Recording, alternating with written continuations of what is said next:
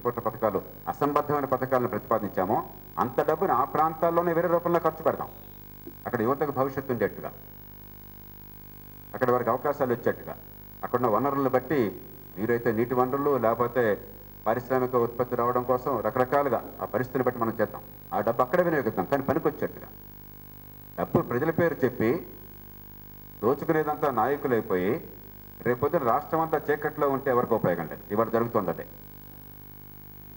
ఈ విషయాలన్నీ కూడా బయటపెట్టింది నిర్ద్వందంగా ఆనాటికి ఈనాటికి కూడా లోక్సత్తాను. ఎవరు మిగతా వాళ్ళు ఎవరు మాట ఆడడం సాహసం చేయడం. ఎందుకంటే రాజకీయ పార్టీ మనకది కూడా జరగనండి, రేపు పొద్దున పోతే అంతా పోతుందని పరిస్థితి ఉన్నాం.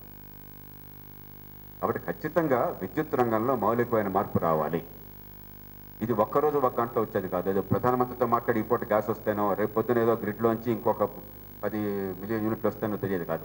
అలా చెప్తున్నారు వీళ్ళు. ఎవరు చెప్తుందండి? నార్థన్ గ్రిడ్ ఎందుకైంది? మీరు కావాలంటే పక్కడు కావాలంటాడు, అందరూ కావాలని చెప్పంటే ఆ ఫ్రీక్వెన్సీ పడిపోతుంది, మొత్తం గ్రిడ్ కొలాప్స్ అవుతుంది. ఇలా ఆశ్చర్యం ఉంది. మనం మోసం చేసుకోవడం తప్ప, ఒక ప్రజల్ని మొప్పి పెట్టడం కోసం ప్రతి రాష్ట్రంలో ముఖ్యమంత్రి చెప్పడం తప్ప, ప్రధానమంత్రి నేను పోరాడని ఎంపీలు పట్టుకుని నాకు వస్తుంది చెప్పడం తప్ప ఎలా వస్తుంది? ఉన్నది అదే. ఇదేమి గిల్లో లేకపోతే పుస్తకాలు కాదు కదా, గ్రిడ్లో ఉంది. మీరు డ్రా చేస్తే అవతల తగ్గుతుంది, సైకిల్స్ తగ్గిపోతాయి, కొలాప్స్ అయిపోతుంది.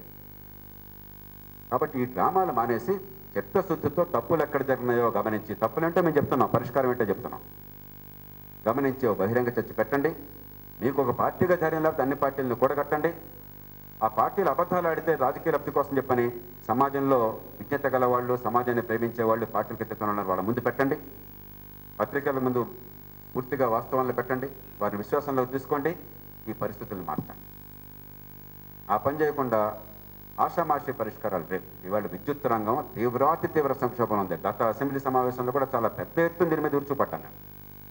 రాజశేఖర రెడ్డి గారు మరణించేదానికి 2 రోజుల ముందు కూడా అసెంబ్లీ సమావేశంలో ప్రధానంగా దీని మీద మాట్లాడి ఆయన్ని గట్టిగా విమర్శించి ఆయన దగ్గరికి కూడా చెప్పాను, మీకు ఇవాళ ఎంత కీర్తి ఉందో రేపొద్దు అంత అపకీర్తి వస్తుంది, ఇప్పటికైనా కళ్ళు తెరవండి అని చెప్పంటే ఆయన నాకు మాట ఇచ్చాడు. తప్పకుండా నేను చూస్తాను చెప్పగలుగుతారు. మీరు రాజకీయంగా మాట్లాడలేదని నాకు తెలుసు, నిజాయితీగా చెప్తున్నారో తెలిసి పట్టించుకుంటానని చెప్పాను. దురదృష్టవశాత్తు ఆయనకి కాలం లేకుండా పోయింది. 2 రోజుల్లో ఆయన పోయినాడు. ఇప్పటికైనా ఈ తప్పుని సవరించే ఏర్పాటు కావాలి. ఈ రాష్ట్రంలో గతంలో జరిగిన తప్పిదాలు చాలా ఉన్నాయి విద్యుత్ రంగంలో. అది ఈ రాష్ట్రానికి ఉరితాడవుతున్నది. యువత భవిష్యత్తుకి పూర్తిగా చీకటి రోజులు రాబోతున్నాయి ఈ పరిస్థితి కొనసాగితే. ఆధునిక యుగంలో విద్యుత్తు లేకుండా, ఇప్పటి ముప్పటిగా అవసరానికి విద్యుత్ ఉంటుందన్న గ్యారంటీ లేకుండా గ్రామాల్లో కానీ పట్టణాల్లో కానీ అటు ఆర్థిక భవిష్యత్తు లేదు, ఇటు గౌరవప్రదమైన ఆహ్లాదకరమైన జీవితం లేదు. కాబట్టి దీన్ని మనం రాజకీయ సమస్యగా చిత్రిస్తే లాభం లేదు. ఒక మౌలికమైనటువంటి రంగంలో ప్రభుత్వాలు విపరీతంగా విఫలమైనాయి. దానివల్ల అనుమానం. నేను మిమ్మల్ని కోరేది అందుకనే, సరే కిరణ్ కుమార్ రెడ్డి గారా, కాంగ్రెస్ పార్టీయా, జయప్రకాష్ నారాయణ, లోక్సత్తా, ఈ పార్టీలు ఏముంది వాళ్ళంతా రేపోతారు. మౌలికమైన అంశం మీద మనం కానీ లోతుగా దృష్టి పెట్టకపోతే ఈ రాష్ట్రం ఖచ్చితంగా చీకటి. వాళ్ళని చెప్తాను, మీరు రికార్డ్ చేసుకోండి. ఈ పరిస్థితి కొనసాగితే 5 ఏళ్ల తర్వాత మనం మాట్లాడుకోవడం అనవసరం. ఇక్కడ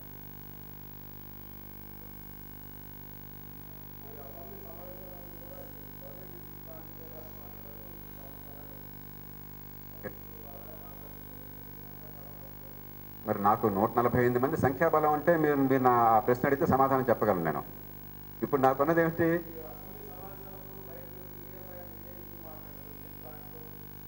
అందుకని ఇవాళ సంక్షోభం వచ్చును చెప్పట్లా, రాబోతోందని చెప్పిన వాడిని. ఇప్పుడు మునిగిపోతుందని మళ్ళీ చెప్తున్నాను. ఎవరన్నా ఇప్పుడైనా వింటారేమోనండి. కనీసం ఇప్పటిదాకా పర్లేదు అనుకున్నారు, మునిగిపోతున్న పైన వింటారని ఆశ, మీరు కానీ వాళ్ళు కానీ.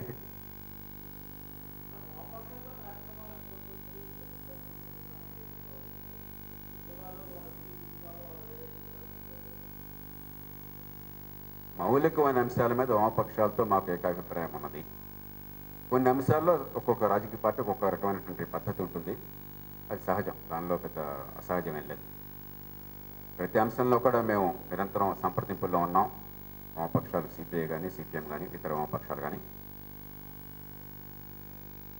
ప్రధానంగా అవినీతి అంతం కానీ, స్థానిక ప్రభుత్వాల సాధికారత కానీ, ప్రజలకి పౌర సేవలు సులభంగా అందాలని చెప్పాను కానీ, విద్యుత్ రంగంలో మౌలికమైన మార్పులు రావాలని చెప్పాను కానీ, అందరికి అందుబాటులో తీసుకురావాలని చెప్పాను కానీ, వ్యవసాయానికి రేట్లు రావాలని కానీ, మద్యాన్ని అదుపు చేయాలని కానీ, ఇట్లా మౌలికమైన అంశాల్లో కలిసి పనిచేస్తున్నాం. బంధులు మేము చేయం కాబట్టి, బంధుల రూపంలో కాబట్టి ఇంకో రూపంలో చేస్తాం. సహజంగా ధర్నా చేసాం, మా వాళ్ళు ధర్నా చేశారు. కాబట్టి ఒక్కో పార్టీకి ఒక్కో రకమైన పందా ఉంటుంది కాబట్టి పందాల్లో కొన్ని సందర్భాల్లో వేరు తప్ప మౌలికంగా ఈ రాష్ట్రం గట్టెక్కాలి ఇవాళ సంక్షోభాన్ని నుంచి అని చెప్పన్నట్లయితే ఈ రాష్ట్రానికి నిజమైన నిజాయితీ అయిన ప్రత్యామ్నాయం కావాలి అని చెప్పంటే కొన్ని విలువలకు లోబట్టేటువంటి రాజకీయ పక్షాలు బృందాలు కలిసి పనిచేయాలని నిర్ణయానికి వచ్చాం. తప్పనిసరిగా ప్రయత్నం కొనసాగుతుందని ఆశిస్తున్నాం. అట్లాగే జాతీయ స్థాయిలో ఎన్నికల వ్యవస్థలో మౌలికమైన మార్పులు రావాలి అని చెప్పంటే దానికి గొంతెత్తేటువంటి పక్షాలు కేవలం వామపక్షాలు మాత్రమే. కారణంగా ఈ మైత్రి కొనసాగుతుందని మేము భావిస్తున్నాం. ఏమండి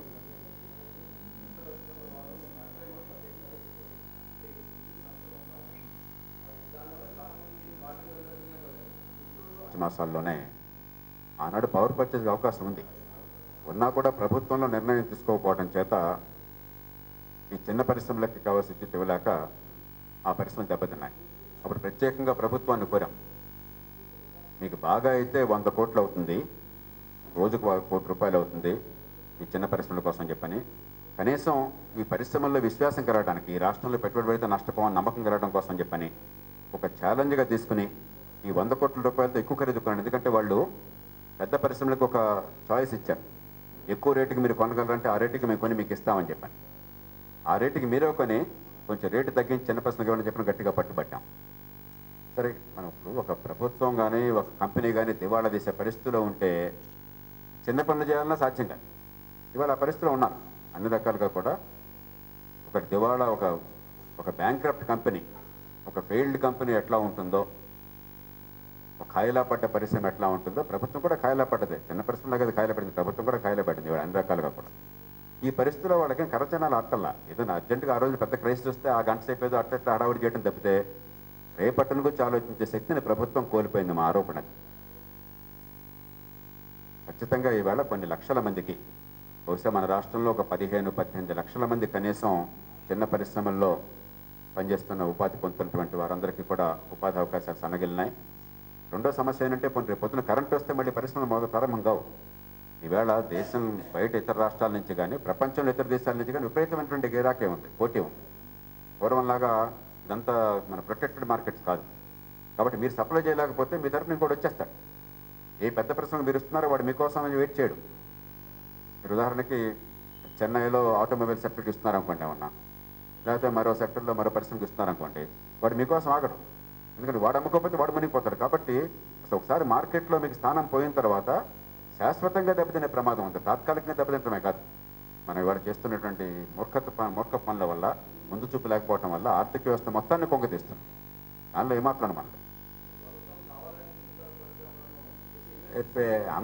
అంత తెలివిగా కావాలని కుట్ర పంటం కూడా లేదు. పూర్తిగా అసమర్థత, అవినీతి అంతే.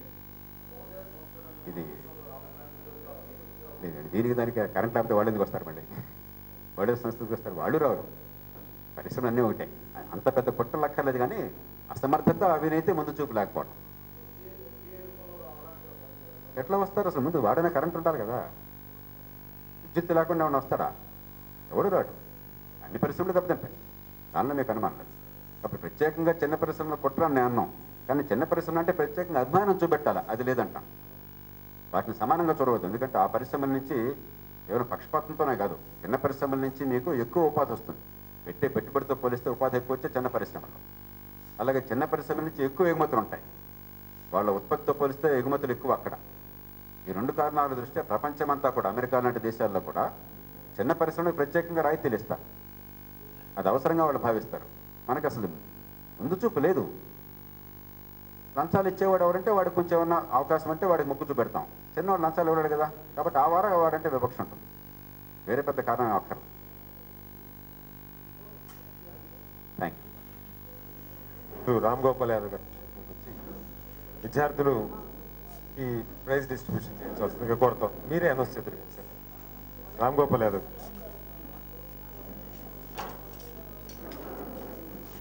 రజనీరావు గారు, శ్రీనివాసరావు అండ్ సహృదయ ఫౌండేషన్ నుంచి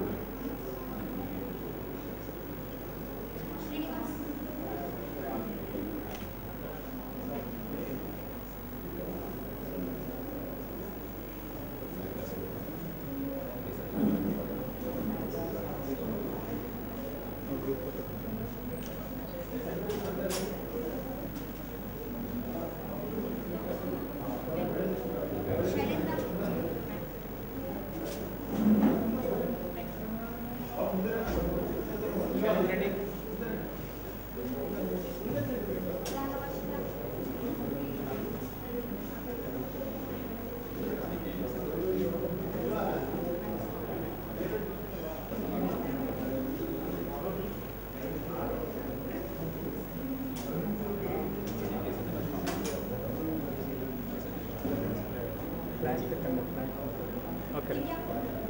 Nice.